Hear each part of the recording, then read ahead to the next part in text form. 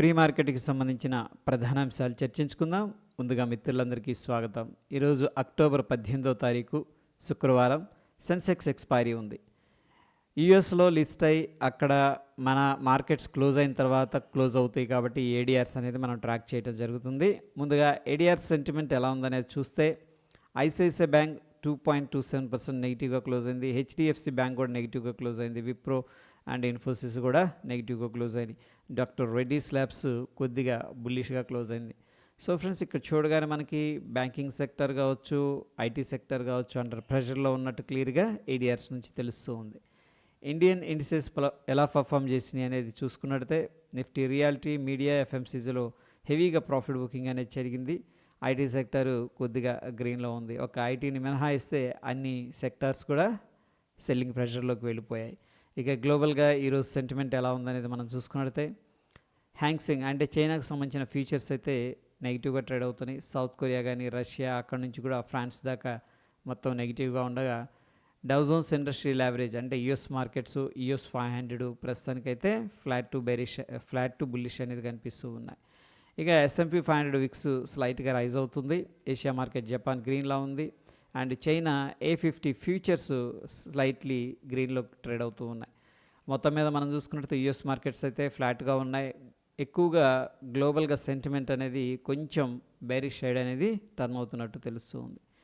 ఇక economic calendar విషయానికి వస్తే నిన్నటి రోజున యూఎస్కు సంబంధించిన రిటైల్ సేల్స్ డేటా అనేది రావడం జరిగింది. సో ఈ సేల్స్ డేటా అయితే పాజిటివ్గా వచ్చింది.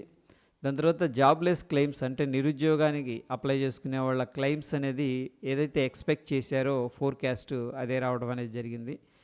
ఇక మ్యానుఫ్యాక్చరింగ్కి సంబంధించిన డేటా అనేది రావడం జరిగింది. ఇదైతే ఇంప్రూవ్ అయింది, పాజిటివ్గా ఉంది. రిటైల్ సేల్స్ ఏ విధంగా ఉన్నాయి అన్న విషయానికి వస్తే ఇది కూడా ఇంప్రూవ్మెంట్ అనేది జరిగింది. క్రూడ్ ఆయిల్ ఇన్వెంటరీస్ పెరిగాయి, అందుకని క్రూడ్ ఆయిల్కి ఏంటంటే ఇది పాజిటివ్ అని చెప్పేసి చెప్పుకోవచ్చు. బట్ ఏంటంటే క్రూడ్ ఆయిల్ పెరుగుతుంది అంటే ఎమర్జింగ్ కంట్రీస్ లైక్ చైనా కానీ, ఇండియా కానీ, బ్రెజిల్ ఈ కంట్రీస్కి ఏంటంటే కొంత ప్రెషర్ అనేది ఉండే అవకాశం ఉంది.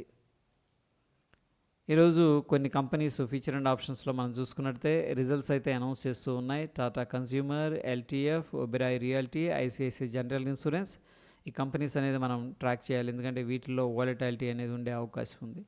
ఇక ఫీచర్ అండ్ ఆప్షన్స్లో స్టాక్స్ అయితే బ్యాన్ లిస్ట్లోకి వెళ్ళిపోయాయి. Bandhan bank, IEX, LTF, Tata chem, GNFC, Chambal fertilisers, PNB, Manappuram, national aluminium, Hindu copper, SAIL, granules, IDFC first bank, RBL bank అనేది కనిపిస్తున్నాయి. Probably Aarti industries, Exide industries కూడా నెక్స్ట్ బ్యాన్ లిస్ట్లోకి వెళ్ళే అవకాశం ఉంది. వీటిల్లో మనం ఫీచర్స్ అండ్ ఆప్షన్స్ ట్రేడ్ చేయలేము. ఈక్విటీలో మనం బై అండ్ సెల్ అనేది చేసుకోవచ్చు. హీట్ మ్యాప్ అనేది మనం అబ్జర్వ్ చేసుకున్నట్లయితే నిఫ్టీలో Infosys and Tech Mahindra, LT, power grid, SBI గ్రీన్లో క్లోజ్ అవగా బజాజ్ ఆటో టాప్ లూజర్గా ఉంది. Nestle, M&M, Shriram finance, UltraTech cement, Hero motor corp ముఖ్యంగా 2 వీలర్కి సంబంధించిన ఆటో సేల్స్ అనేవి తగ్గుతాయి అన్న దీంట్లో ఏంటంటే ఈ మోటార్ ఫీల్డ్కి సంబంధించిన స్టాక్స్ అనేది కొంత ప్రెషర్లో ఉన్నట్టు కనిపిస్తూ ఉంది.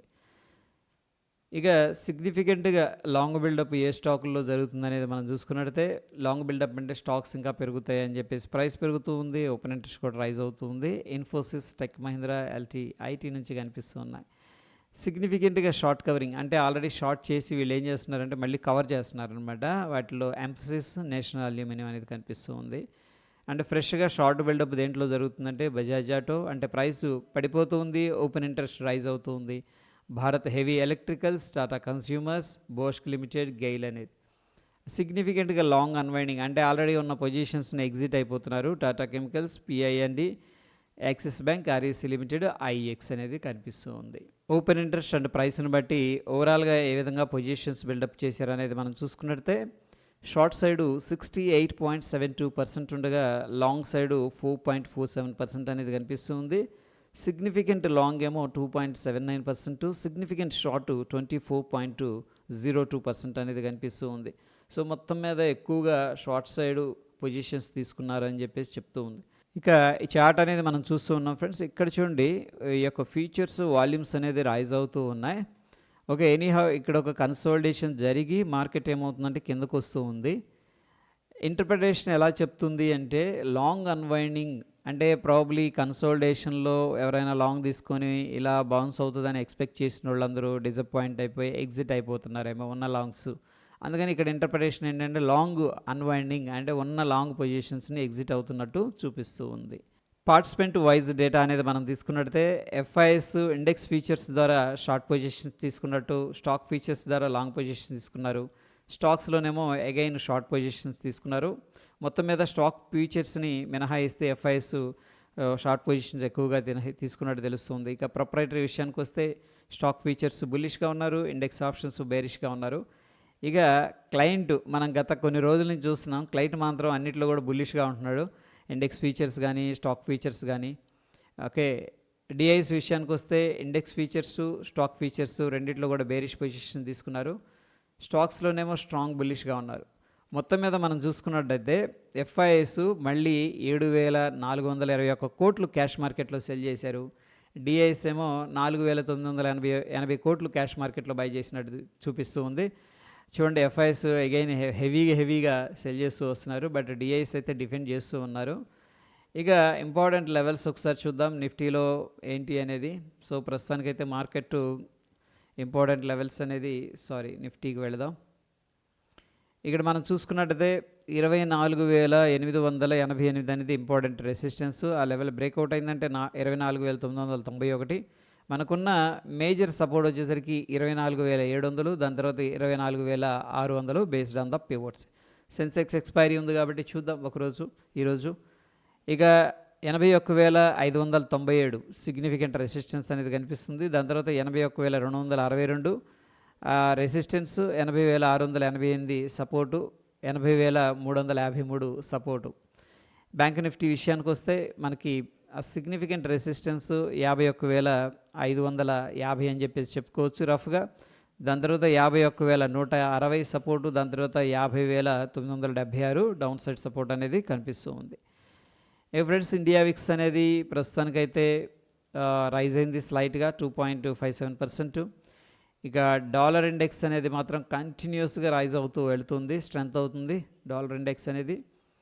ఇక యూఎస్ మార్కెట్స్ అయితే ప్రస్తుతం బుల్లిష్ టెరిటరీలో వెళుతూ ఉన్నాయి, కొద్దిగా రిట్రేస్మెంట్ తీసుకున్నాయి, మళ్ళీ బుల్లిష్గా వెళుతూ ఉన్నాయి. మన ఇండియన్ మార్కెట్స్ ఏంటంటే కొద్దిగా అండర్ పర్ఫామ్ చేస్తున్నాయి అని చెప్పేసి చెప్పుకోవచ్చు ప్రస్తుతం సిచ్యువేషన్లో. సో చూద్దాం, 24,750 అనేది ఇంపార్టెంట్ లెవెల్ అనమాట. 3 times టెస్ట్ చేసింది. ఆ లెవెల్ బ్రేక్ డౌన్ జరిగితే ఏదన్నా ఫాస్ట్గా మనకి డౌన్ సైడ్ అనేది వచ్చే అవకాశం ఉంది. ఇక బ్యాంక్ నిఫ్టీ మనకి డైలీ టైమ్ ఫ్రేమ్లో చూసుకున్నట్టయితే ప్రస్తుతానికి ఇంపార్టెంట్ స్వింగ్ లో అనేది కనిపిస్తుంది ఇమీడియట్గా. ఏది 51,000 లెవెల్ అనేది. సో ఇంకా 288 పాయింట్స్ అనేది కనిపిస్తుంది డౌన్ సైడ్. ఇక గిఫ్ట్ నిఫ్టీ అయితే మళ్ళీ గ్యాప్ డౌన్ అనేది జరిగింది, సిగ్నిఫికెంట్ గ్యాప్ డౌన్ అయితే జరిగింది ఫ్రెండ్స్. ఈరోజు మనం చూస్తున్న సమయానికి 120 పాయింట్లు నెగిటివ్గా ట్రేడ్ అవుతుంది, 24,740 దగ్గర ట్రేడ్ అవుతుంది. నిఫ్టీ ఫ్యూచర్ వచ్చేసరికి మంది 24,843 దగ్గర క్లోజ్ అయింది. సో 100 పాయింట్స్ అయితే మనకి గ్యాప్ అనేది కనిపిస్తుంది. Based on the gift Nifty ఏంటంటే మనం గ్యాప్ డౌన్ అయితే ఎక్స్పెక్ట్ చేసుకోవచ్చు.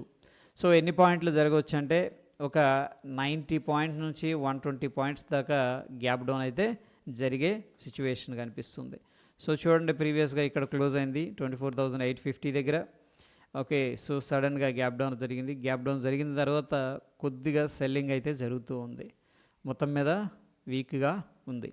ఇకపోతే ఫ్రెండ్స్ కొన్ని స్టాక్స్ అనేది రెడార్లో పెట్టాలి. Infosys, Wipro, axis bank, LTI, Mindtree, Zomato, MGL, IGL, Polycab, Tata chemicals అనేది. సో ఈ యొక్క లింక్ అనేది నేను టెలిగ్రామ్లో షేర్ చేస్తాను. ఆ కంపెనీకి సంబంధించిన ఇన్ఫర్మేషన్ అనేది ఒకసారి చదవండి. ఇక బ్యాంక్ నిఫ్టీ అనేది మనం చూసుకున్నట్టయితే స్ట్రాంగ్ సెల్ అనేది సజెస్ట్ చేస్తూ ఉంది డైలీ టైం ఫ్రేమ్లో. ఇక నిఫ్టీ అనేది మనం చూసుకున్నట్టయితే ఇది కూడా స్ట్రాంగ్ సెల్ అనేది సజెస్ట్ చేస్తుంది based on the oscillators and indicators. So friends, ప్రస్తుతం ఉన్న సిచ్యువేషన్లో మనకి సెల్లింగ్ ప్రెషర్ అనేది కంటిన్యూ అవుతూ ఉంది. మనం చూస్తున్నాం కదా, స్ట్రాంగ్ గ్యాప్ డౌన్ అయితే ఎక్స్పెక్ట్ చేస్తూ ఉన్నాం. సో ప్రస్తుతానికి మనకి ఎటువంటి రివర్స్ అయిన ఈ యొక్క దాఖలాలు అయితే కనిపించలేదు. అన్లెస్ అంటే ఏంటంటే రివర్స్ అయ్యేదాకా మనం బులిష్ పొజిషన్ అనేది అవాయిడ్ చేసుకుంటే బెటర్ అనేది నా observation. That is all about pre market report friends. మరొక ఇంట్రెస్టింగ్ ఎపిసోడ్తో మళ్ళీ కలుసుకుందాం ఫ్రెండ్స్. మన వీడియోస్ చూస్తూ సబ్స్క్రైబ్ చేసుకోకపోతే తప్పకుండా సబ్స్క్రైబ్ చేసుకోండి. మంచి ఎడ్యుకేషనల్ కాంటెంట్ అనేది షేర్ చేస్తూ ఉంటాం. ధన్యవాదాలు.